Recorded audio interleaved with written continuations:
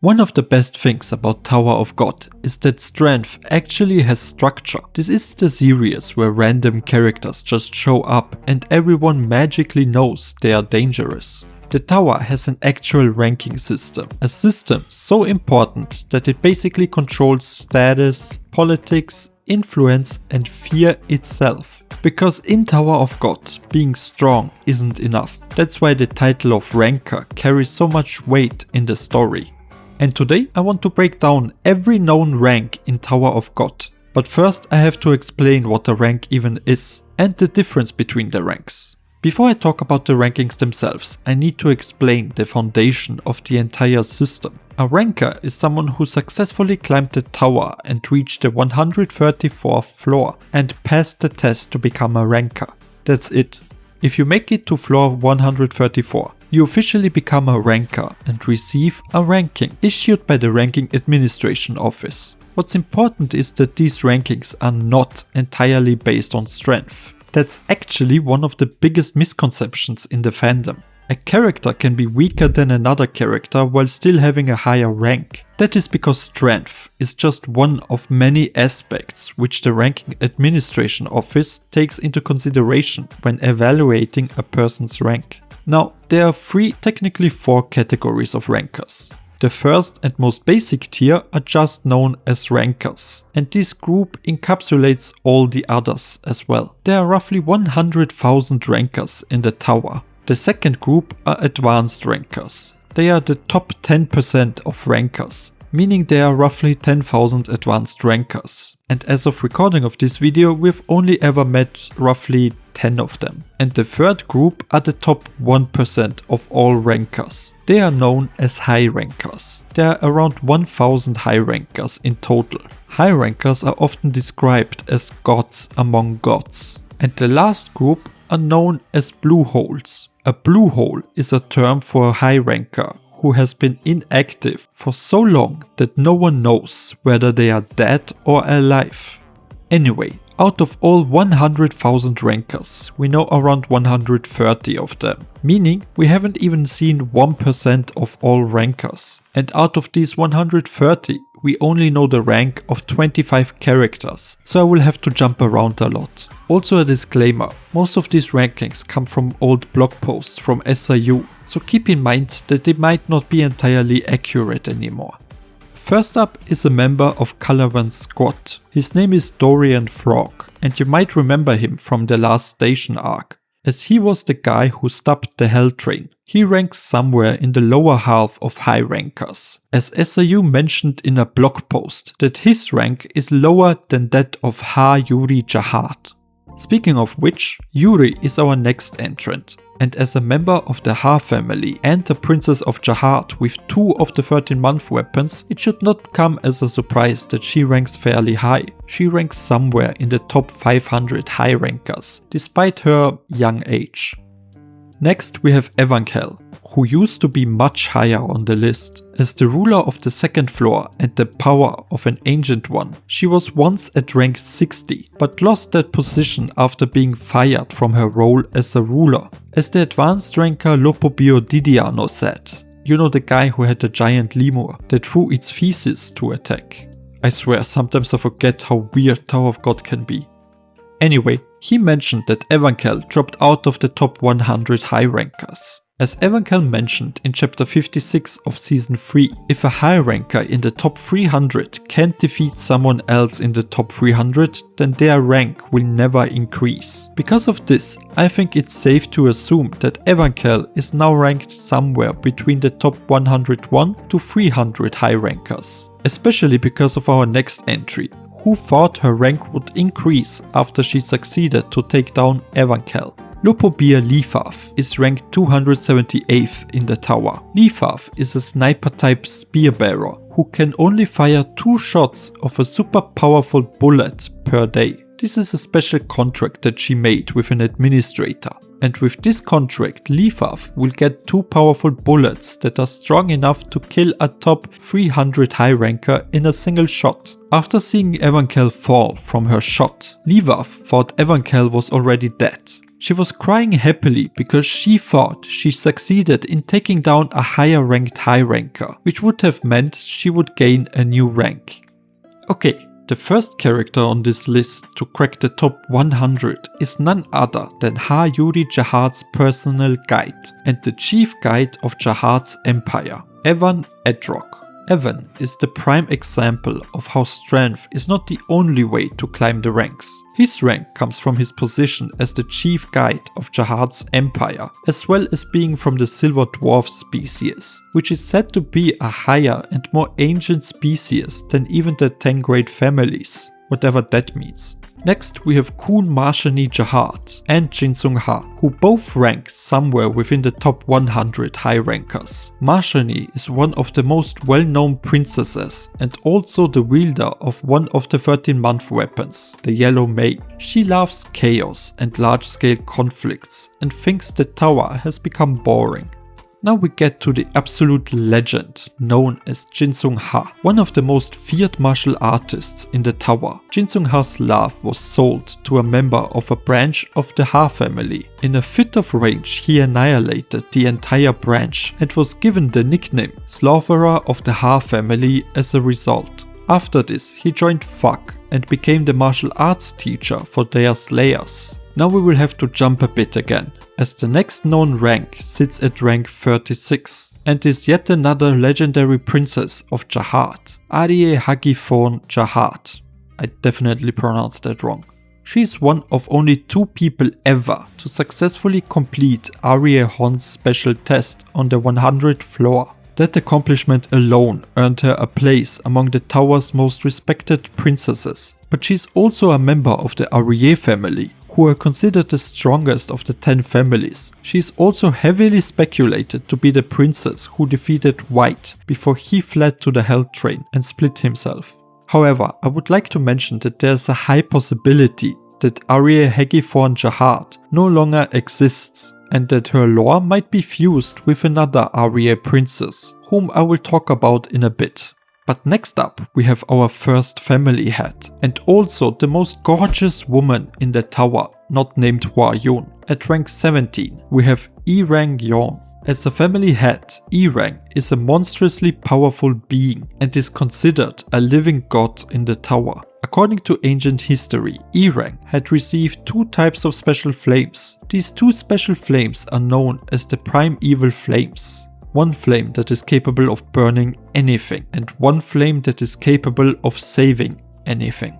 At rank 16 we have Hendolok Bloodmatter. The family head of the Hendolok family is shrouded in mystery, standing at a whopping 43 feet tall. Back when Jahard and his companions ascended the tower, Hendolok Bloodmatter took on the unique role of a defender that protects the spearbearer or lightbearer during battle. It is said that when he teamed up with Khun Edwan, they were unstoppable. Next, at rank 15, we have one of my favorite characters, Grace Mashea Laslek. His high rank can be explained through the fact that he was one of the few tower-born people that we know of who climbed the tower with Jahard and the others, as well as the fact that he is the leader of the largest rebellion against Jahard's reign in FUCK. Grace Mashea Laslek is also one of the strongest beings in the tower, as demonstrated in his showdown against Urek near the end of season 3. Popidao Gasteng is next, but at the same time he probably is not. Let me explain. As of recording of this video, Gasteng ranks 14th in the tower due to him being the head of the Popidao family and being the tower's most famous wave controller and writer. However, considering the end of season 3, I would not be surprised if he ranks much higher now. Officially, he beat Traumarai and with that gained the privilege to take over the Lopobia family, essentially making him the leader of 2 of the great families. If that doesn't push him into the top 10, I don't even know what we are doing here. Anyway, lucky number 13 goes to Eurasia Blossom, the head of the Eurasia family and Gasteng's better half. It is said that among all of the great warriors, she had the greatest power to manipulate Shinsu. Her way of controlling Shinsu was very violent and unpredictable, with even the other 10 family heads getting out of her way once she started attacking. At one point in time, she lost control over her power and annihilated the most advanced civilization in the tower and killed all of its people. This was one of the largest calamities in the tower's history. At rank 11, we have an equally mysterious character, that being the head of the Tuperi family, Tuperi Perie. I did talk about him in a previous video, so do check that one out if you want to know more about him. All you need to know about him for this video is that he was the first light bearer in the tower and that after the Great Journey he created many items.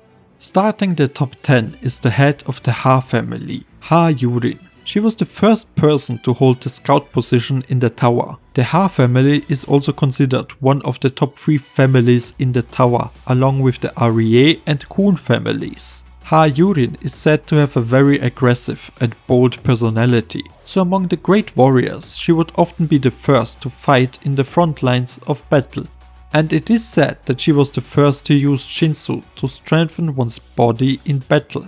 At rank 9 we have the ruler of the 77th floor, as well as the best friend of Yurek Magino, Baek Ryung.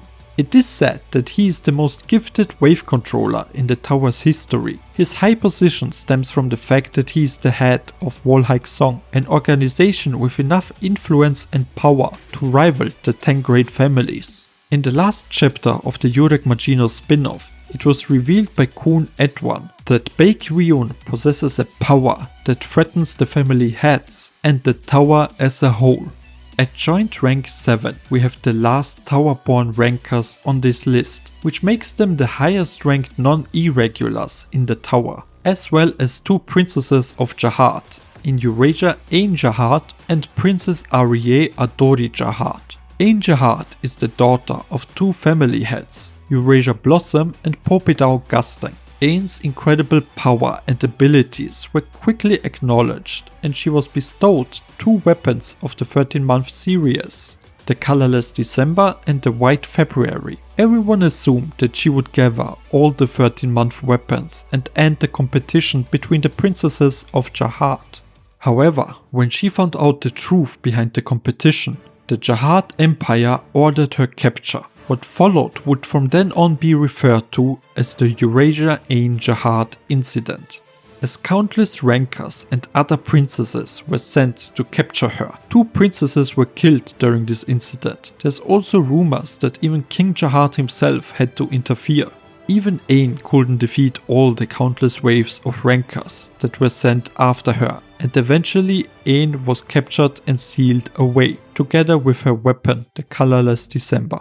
Princess Arie Adori Jahat, on the other hand, is currently the strongest active princess in the tower. She's the commander-in-chief of Jahat's army, as well as the captain of Jahat's royal guards, and the princess who might have absorbed Arie Hegiforn Jahat's lore, as mentioned before. Officially, if we exclude irregulars, Adori is currently the only known person who has defeated a ranker as a regular. Many people compare her to Eurasia Ain Jahat, but no one can easily determine who is stronger between the 2. To this day, rankers like to have discussions about which one is stronger. Rank 6 goes to Kun Edwan, the head of the Kun family. Kun Edwan represents raw charisma. Edwan is one of those characters who feel larger than life. As the head of the Kun family, his influence stretches across nearly every corner of the tower. He is widely regarded as the greatest spear bearer in history and is famous for his lightning abilities. But what makes Edwan interesting isn't just his strength, it's his personality. Unlike many family heads who feel distant and detached over thousands of years, Edwan often comes across as reckless, emotional and surprisingly human. When discussing the 10 great family heads, there are plenty of terrifying names, but if we are talking pure reputation, very few command the same level of respect as Arie Hon.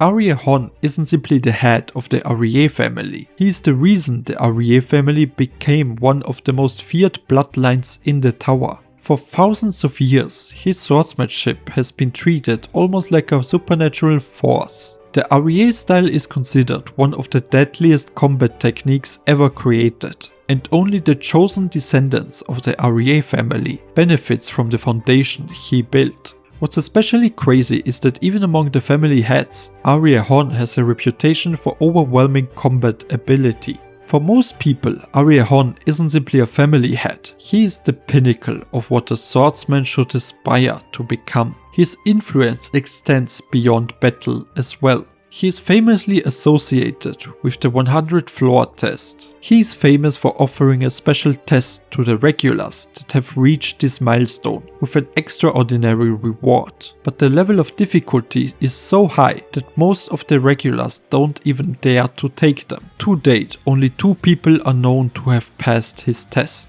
One of them being rank 4, the guy who is so popular that he got his own spin-off series. None other than Jurek Magino. Jurek represents freedom, and honestly that might be why so many fans love him, because Jurek feels completely different from everyone else at the top. By the time he entered the tower, he was already stronger than anything the tower could have thrown at him. Yet instead of building an empire, he created Wolhaik Song together with Baek Ryun, an organization centered around the goal of leaving the tower. What's even crazier is how casually SAU portrays his strength. Most characters get impressive fight scenes to establish their power. Jurek doesn't need that. His presence alone is usually enough. Whenever Jurek appears, the tension disappears. Not because the situation becomes less dangerous, but because everyone understands that if Jurek actually decides to solve the problem is over. And with that, we have reached the podium, with rank 3 going to someone you might not have expected, as the third highest rank goes to none other than to the king of the tower himself, King Jahad. Because whether you love him or hate him, everything begins with Jahad. Long ago, he entered the tower as an irregular alongside the warriors who would eventually become the 10 great family heads. Together, Jahad and his companions conquered floor after floor, accomplishing feats that modern rankers can't even comprehend. Then came the decision that changed history forever. Jahad stopped climbing. Rather than continue his climb, he chose to establish a kingdom, and from that moment the modern tower was born. The Jahad Empire, the princess system, the great families, the military hierarchy, the red garbage dump, everything traces back to him. That's what makes Jahad so fascinating. His greatest achievement isn't his strength, it's his influence. Thousands of years later, billions of people still live within a system he and the family heads created. Everything that happens in the story is fundamentally shaped by Jahad's choices. However, there are still 2 people higher ranked than even the king, and that is because while Jahad has established an empire with a mutual understanding and rules, those 2 destroyed the understanding of what is even possible. One did the impossible, the other is impossible to comprehend.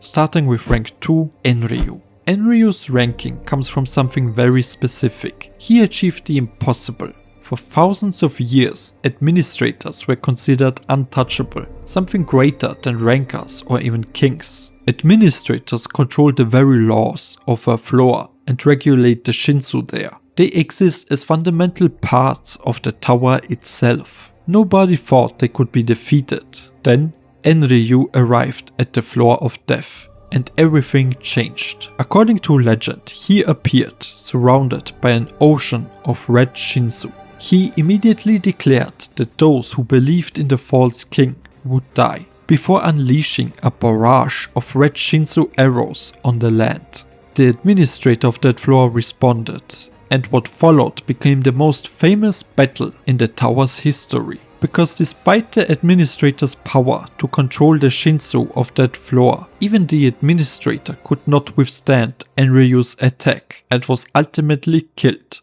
To this day, Enryu remains the only known individual ever to accomplish that feat, as far as we know, and rumors spread of his achievement.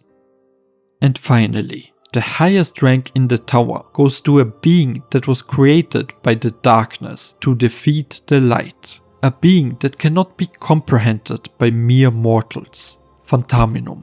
One day, Phantaminum suddenly appeared in the tower and breached Jahad's inner palace.